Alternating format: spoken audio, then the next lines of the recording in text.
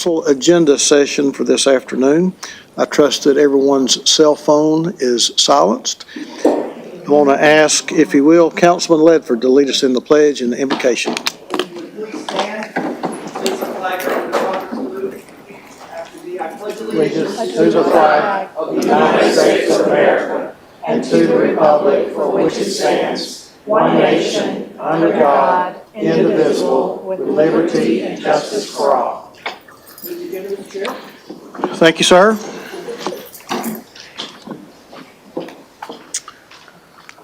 All right. Going over this week's, for tonight's agenda, we have two ordinances under final reading. If you would, just hit your light if you have any questions or comments about any of these. I see no lights under final reading. Under ordinances first reading. Councilwoman Burrs. Thank you, sir.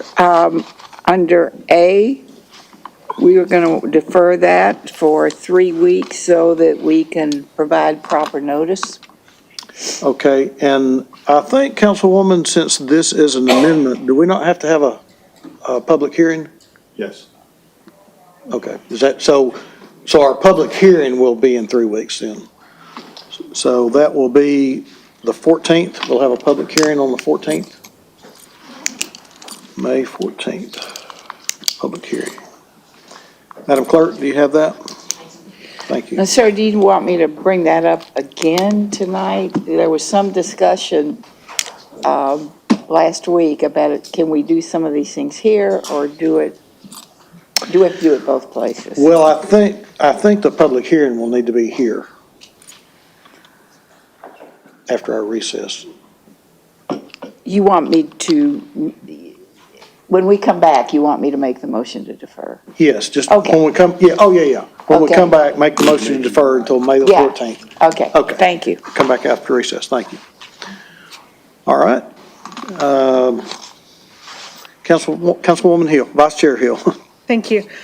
Council, for items B and C, this is a planning item and a Public Works right-of-way item, and I have been doing the work on that. You all have heard a lot about that case, and the applicant and I have discussed it. I'm going to be making a motion to withdraw that case, both of those cases, with the thought that once the new zoning ordinance is put into place, there may be some tools that will solve those problems a little bit better. All right. Thank you, ma'am. All right, under resolutions, under Economic Development, Mayor's Office, any comments or questions on those items? All right. Council, if you would, look at your 2-week agenda and let me know if you have any questions or comments on the 2-week agenda. Councilwoman Burrs. Yes, sir. I will be announcing tonight that next week we will be the city will be handing out the budget and making a presentation. There's no discussion, no anything. All of you and my colleagues have gotten a copy of the schedule for budget next week, and I will be saying it again tonight. But we will get our notebooks. It will be going up online. But that's all that will be happening next week. Okay. And then council will have a week off to read and go over and discuss with whoever they want. And then education sessions will start on the 7th. All right, very well. And I guess you'll announce that during our committee report. Yes, sir. I will. Schedule for that. All right, very well. Thank you, ma'am. Any other questions or comments about our 2-week agenda?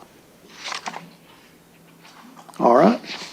The council, in your package, you have a proposal for tonight's purchases. Questions or comments on tonight's purchase? Who's handling purchases tonight? I just want to make sure, I want to confirm we just have one. I do not have them at the That's all we have in front of us. I just want to make sure that I think that there was one regular purchase, but I recall there being there was an emergency an purchase. emergency Yeah, purchase. okay. All right, Oh, there is? let's see. Oh, we do have a couple of it's sole source purchase. Okay, so there, Yeah, okay. sorry about that. We have one purchase. We have one renewal, garbage and recycling containers and accessories. And we have two sole source purchases, one at wastewater and one at tech services. Okay, very good. All right, council, if you'll take a look at your future considerations.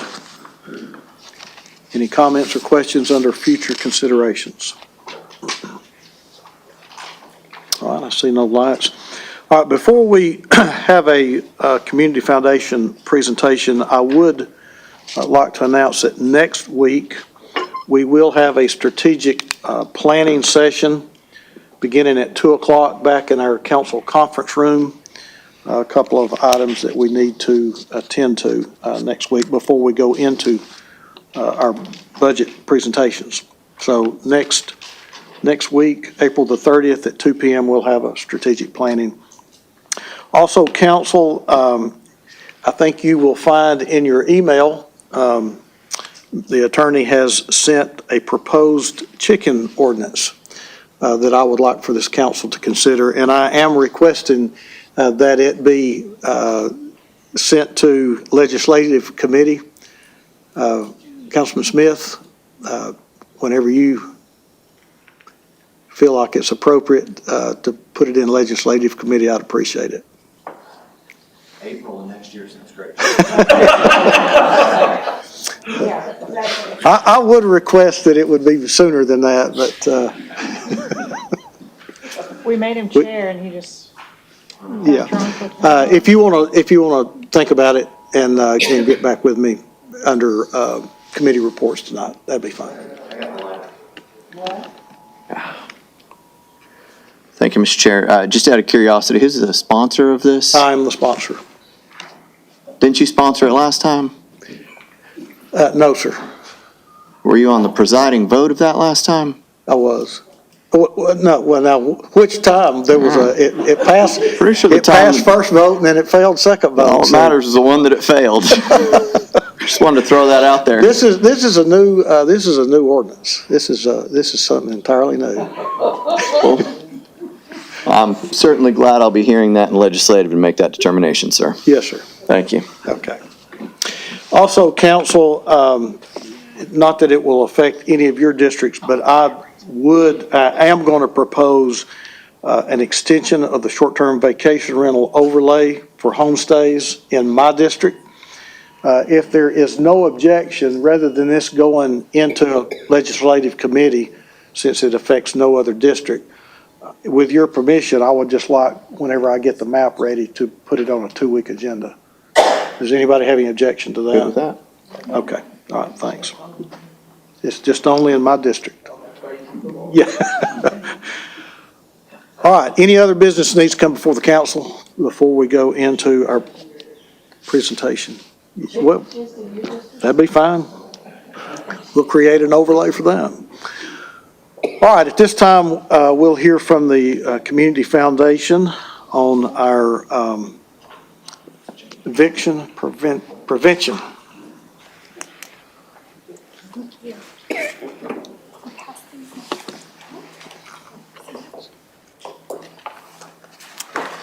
Good afternoon. Thank you all for allowing us to be before you today.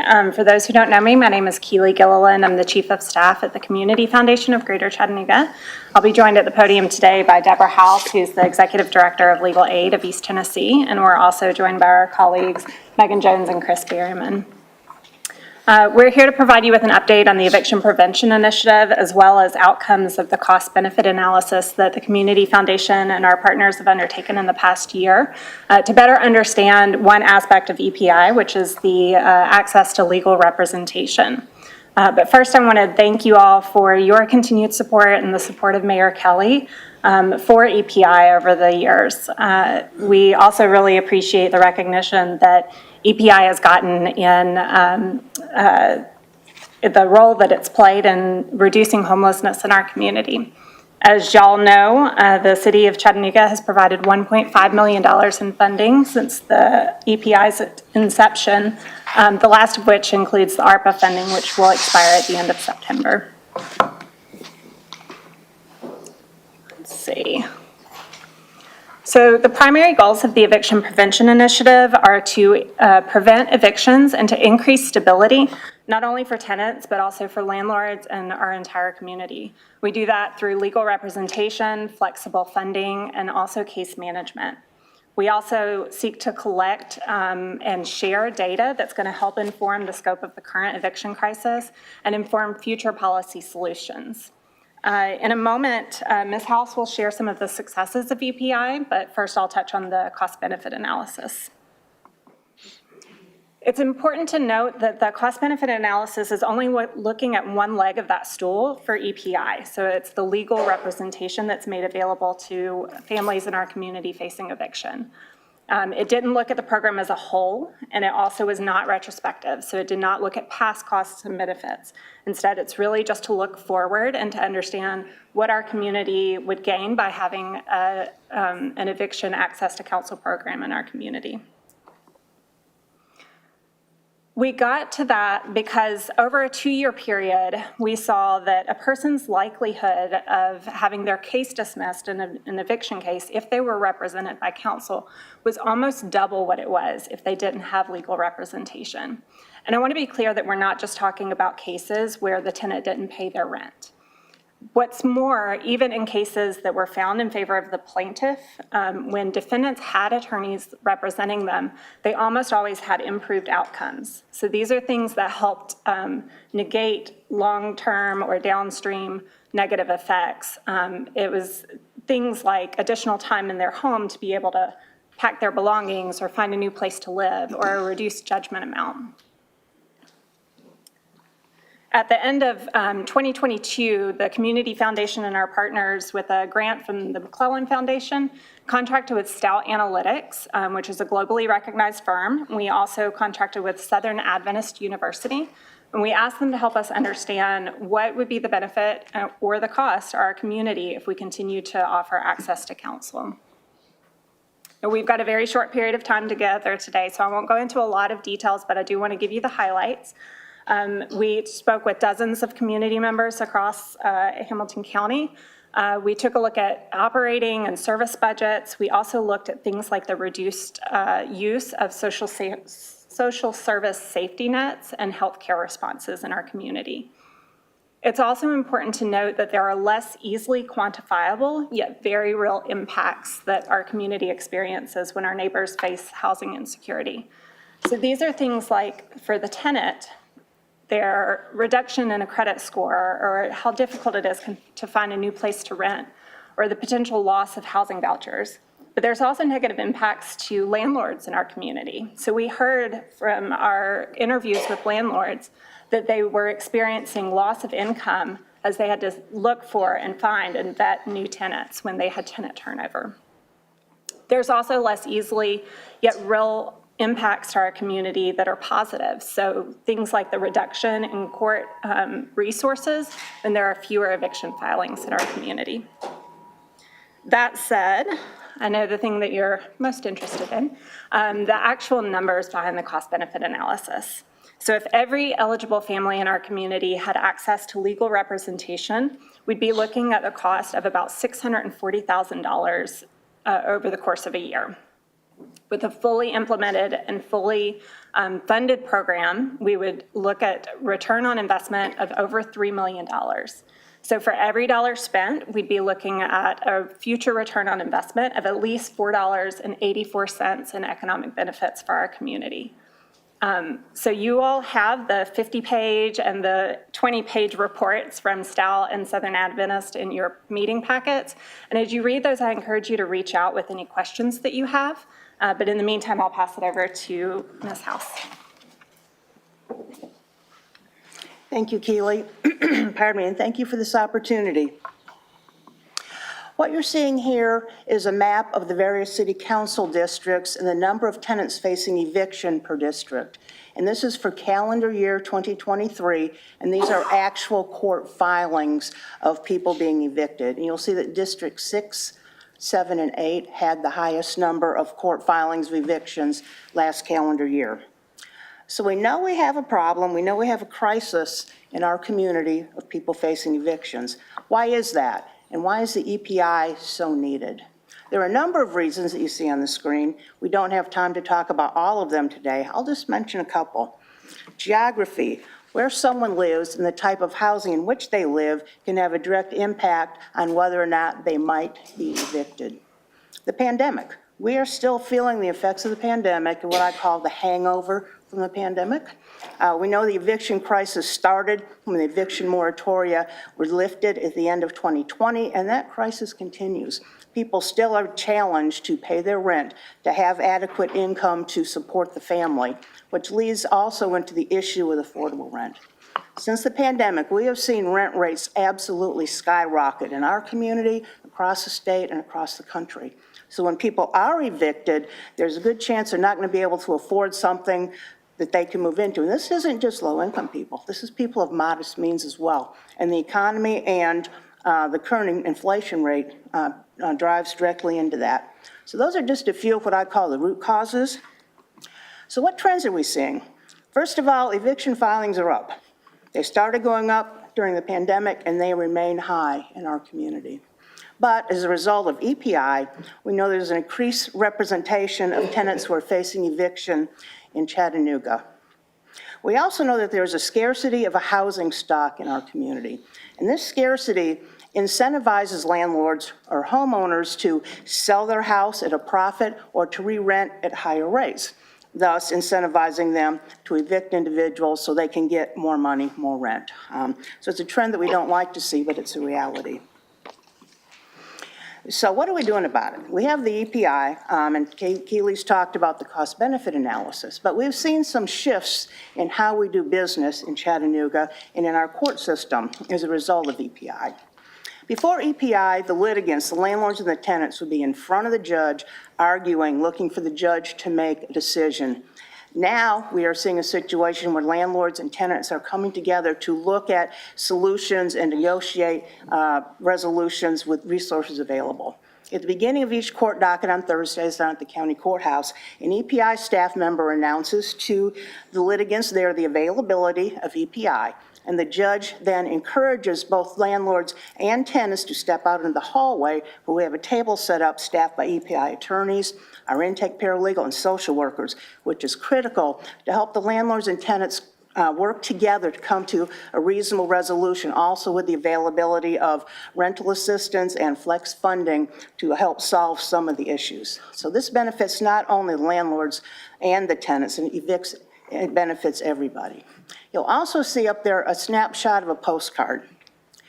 Every week, there are a number of eviction filings in Hamilton County, and those go out in the form of a detainer warrant. For every detainer warrant that goes out, legal aid sends a postcard to that address, letting people know of the availability of EPI, that there are lawyers available who might be able to assist them. So it's not just a process of sending out the 29+ postcards we have since last May. It's an outreach effort to let people know that there is help available and how to access that help. As a result, we have seen increased volume, not only to our hotline, which we have, and you'll see the number at the end of the presentation. We also have a website with a wealth of resources available to landlords and to tenants when they're facing these housing issues. Additionally, with EPI, we have been able to add a full-time intake position to our staff. And this is a paralegal who connects community members with services legal services, social work services, case management, other resources in the community they might not otherwise access but for the availability of EPI.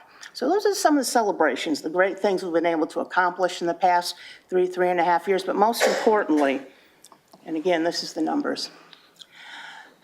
Through the ARPA funding, City Council began funding this project after the first year in October of 2021. From that period through just last month, March of this year, we have seen 515 households avoid eviction through legal representation. This includes over 800 children.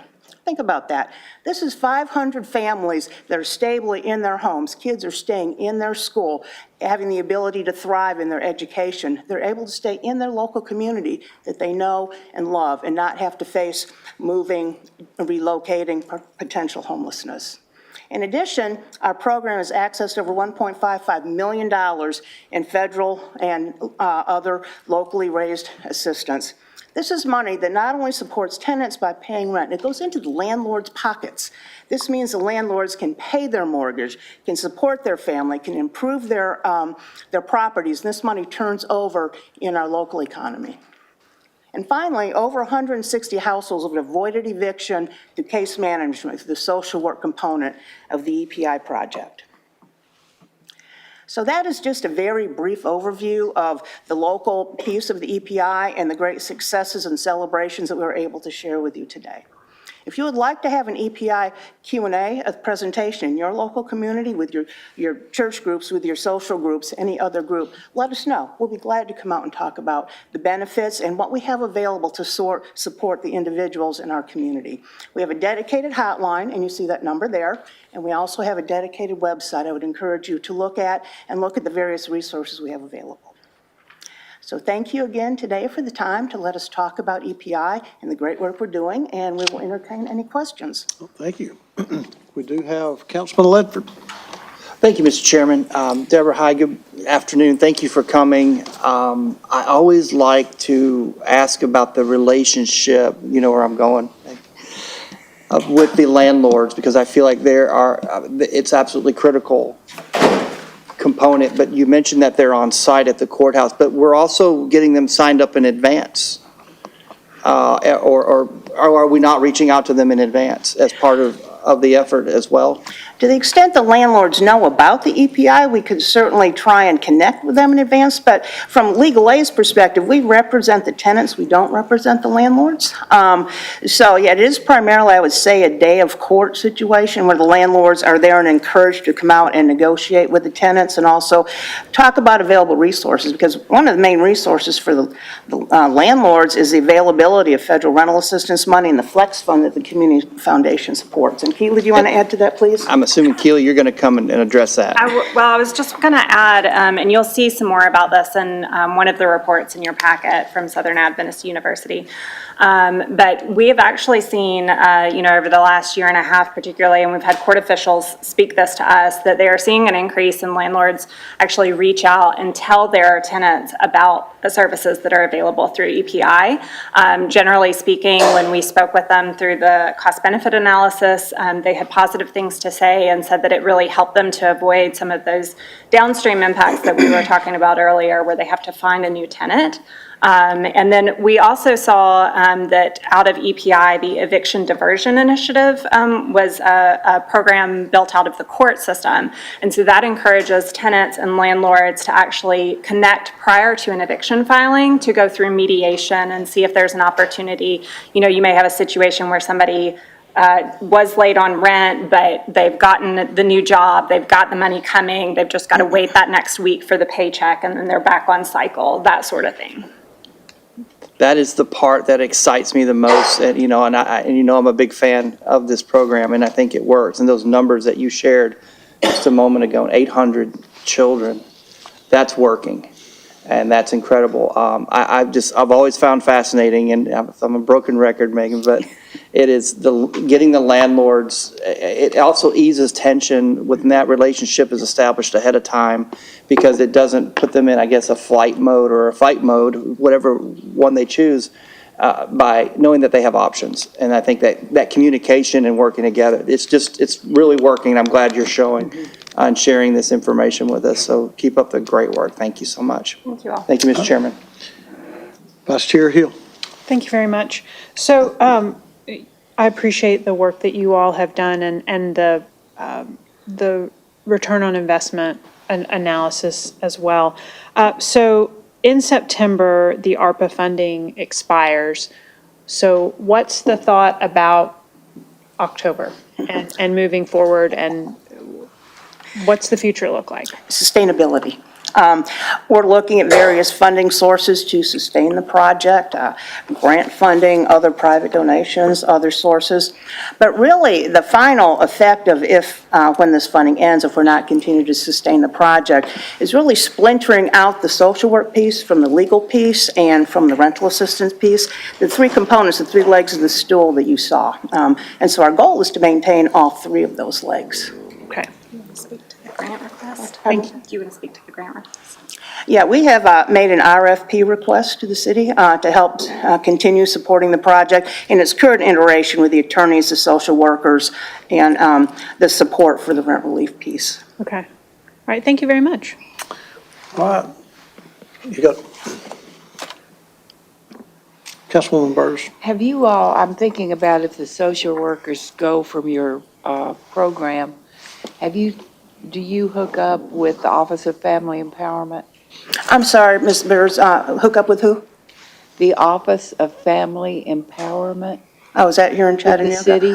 We're looking at various options. Right now, the social workers live with Habitat for Humanity, and they subcontract with legal aid to provide that piece. So we're talking with them about what it looks like as far as continuing that component. Well, I think that the value of the program, as you well know, is good.